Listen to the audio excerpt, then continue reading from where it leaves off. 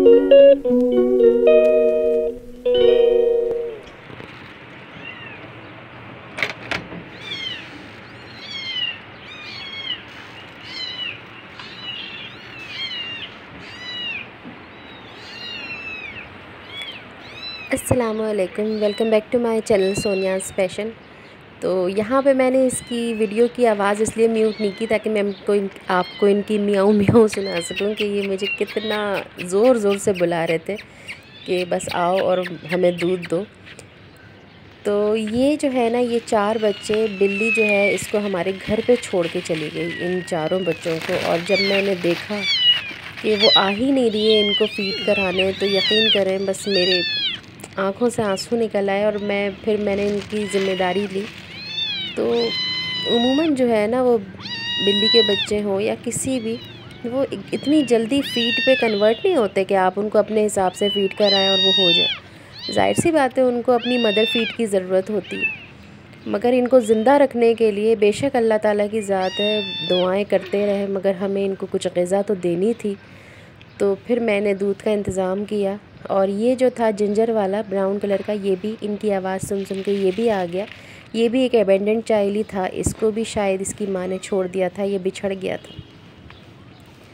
तो बस यहाँ पे मैं एक क्लिप आपके साथ शेयर इसलिए कर रही थी कि आजकल जो है वो ज़रा मेरी ड्यूटी और भी बढ़ गई है। और जो सबसे मेरी मेन ड्यूटी है, क्योंकि इनको 2 से 3 या 4 टाइम मुझे दूध देना जो है, ये मेरी ड्यूटी और मज़ीद बढ़ गई थी। तो आजकल के स्केड्यूल में ये एक अनएक्सपेक्टेड रूटीन जो है वो शामिल हुई है। तो सोचा क्यों ना आपके साथ इसकी क्लिप थोड़ी सी शेयर करूं। तो आप लोग भी इंजॉय करिए इनकी मियाऊं मियाऊं। और इनको दूध से ज़्यादा इंटरेस्ट इसमें था, मेरे साथ खेलो, मेरे साथ बैठो और बस यहीं रहो। और यकीन करें, रोज़े में इतनी गर्मी थी, मुझसे बिल्कुल भी नहीं बैठा जा रहा था यहाँ पर। लेकिन फिर भी मैं थोड़ी देर के लिए बैठ गई। मैं अगर उठ के जाती ना, ये सारे मेरे पीछे लग जाते और दूध छोड़ देते। ये वाला जो है सबसे कमज़ोर है, ब्लैक वाला। तो बस मैं इसलिए थोड़ी देर बैठ गई कि थोड़ा सा तो दूध पी लें, वरना फिर मैं उठ के जाऊंगी और ये मेरे पीछे लग जाएंगे और फिर कहेंगे बस यहीं बैठी रहो या फिर हमारे साथ खेलती रहो।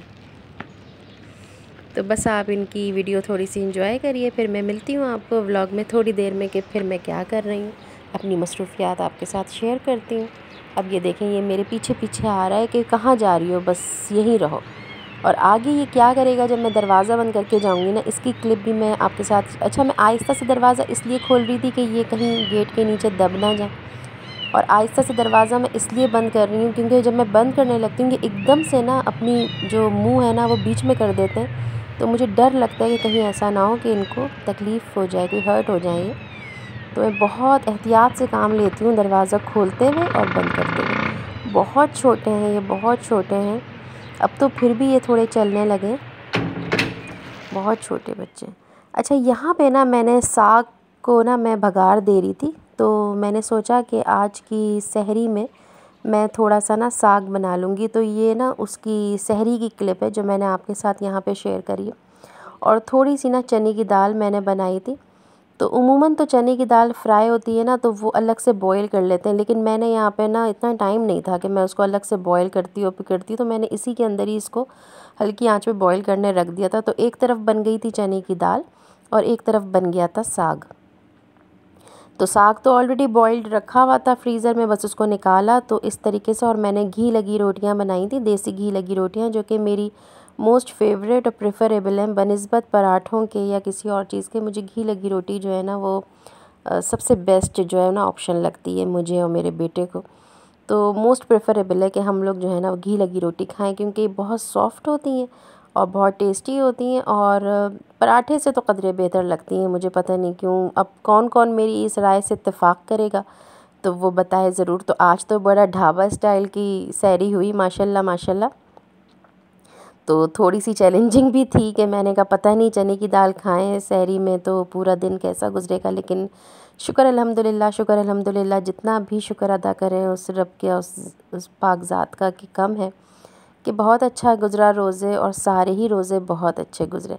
अच्छा, ये अब जो क्लिप मैं आपके साथ शेयर करने जा रही हूँ, ये अगले दिन सुबह सुबह की है, मतलब सुबह भी हो ही चुकी है।